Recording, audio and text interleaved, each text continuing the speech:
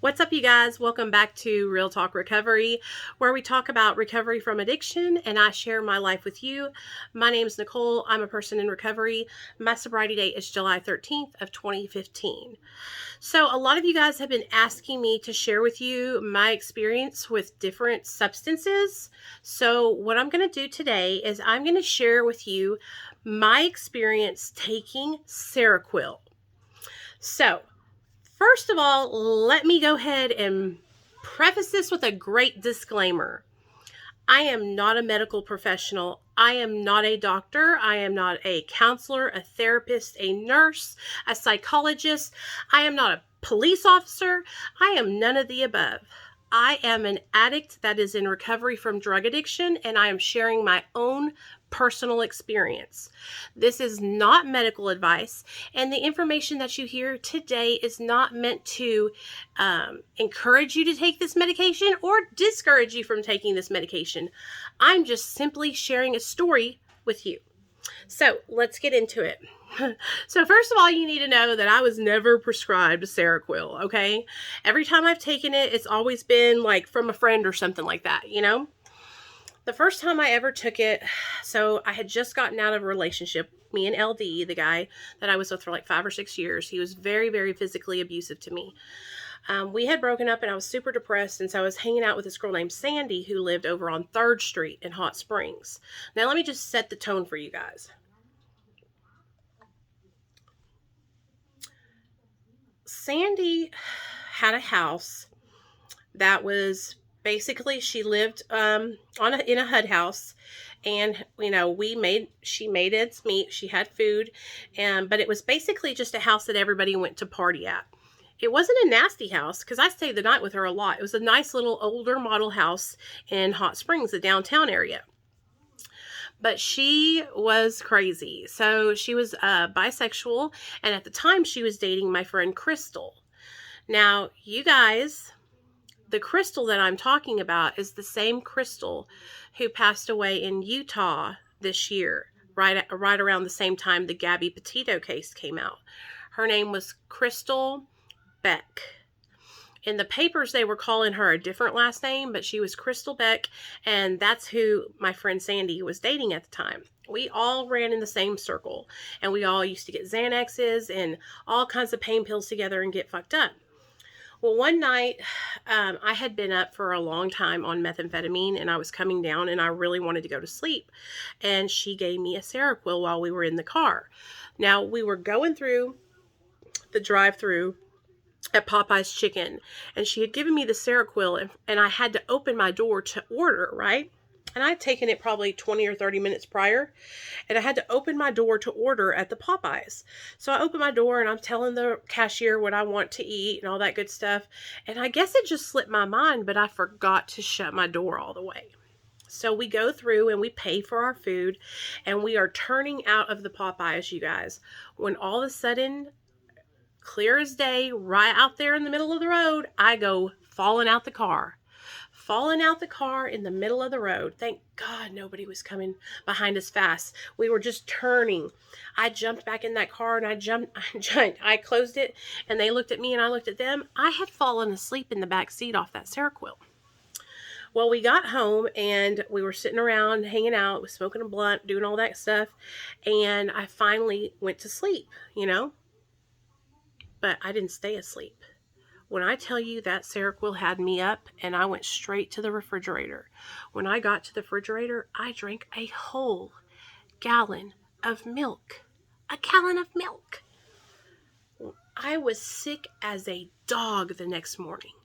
And that, my friends, is the first time I ever took a Seroquel. Now, I've taken Seroquel a couple other times after that, and I'm going to tell you about the second time I took Seroquel.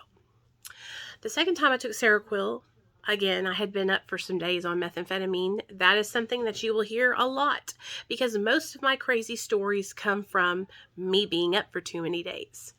So I was over at my friend Gerald's house, and I had been up for a couple days. I was shooting Roxy's, I had been shooting meth, and I was taking Xanax.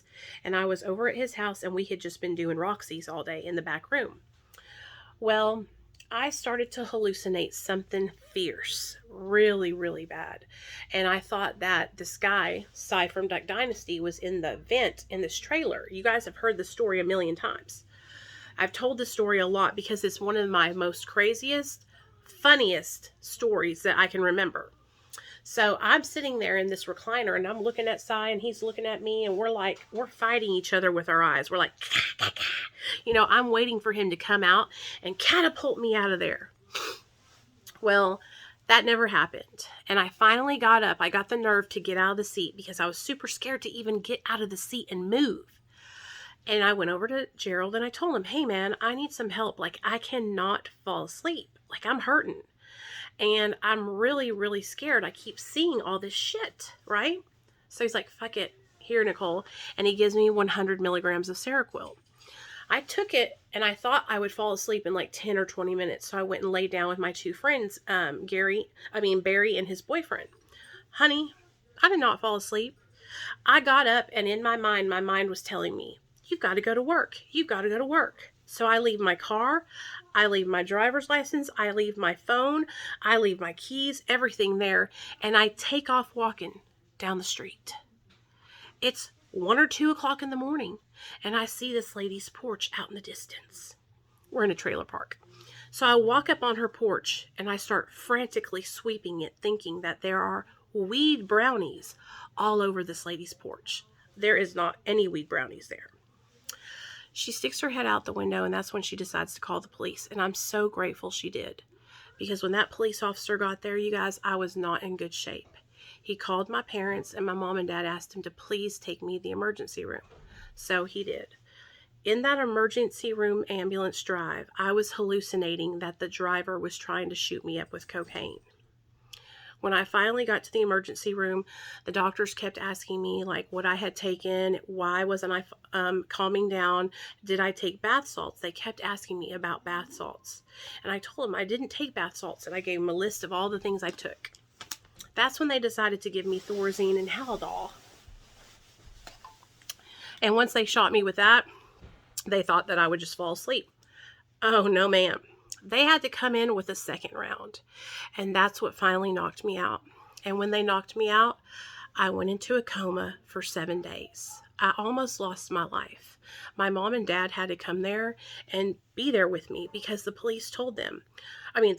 doctors told them, we don't know if she's going to make it alive. We don't know what's going to happen. We need you to come here in case something happens. We want you to be able to be with her, right? Sorry, my hair's driving me crazy.